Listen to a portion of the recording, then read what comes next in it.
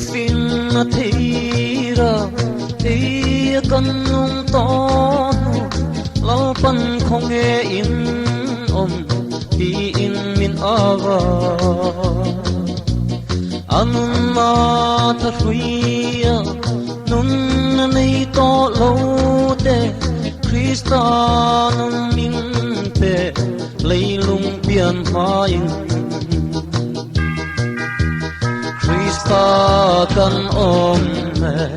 en rem na mit nein vai vutakir mai tu ringum te thirin vai vu tu pa lau pang kan mu to bok silo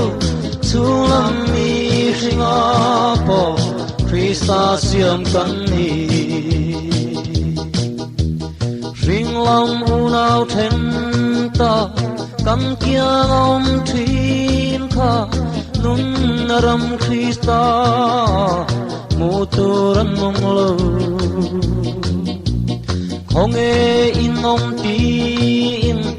kan ave van huna thi na fa te chana o arezuta Kristaah kan en rem na mit nein vai vutakir mai tu ringum te thirin vai vu tu pa lau pang kan mu to bok silo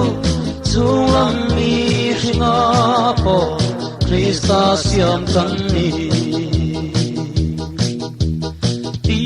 saram ulena kan ule kan paten không e in om tin dan ram te min zong kan pa ina kan om tu rengan se theilo ti saram min zong mutur kan om lo Kristaah kan en rem na mit nein vai vutakir mai tu ringum te thirin vai vu tu pa lau pang kan mu to bok silo chulam mi ringa po Kristaah siam kan ni kan na pa ang chu kan sa tuanin moya thi na mel rem hi kan mu ve ngai lova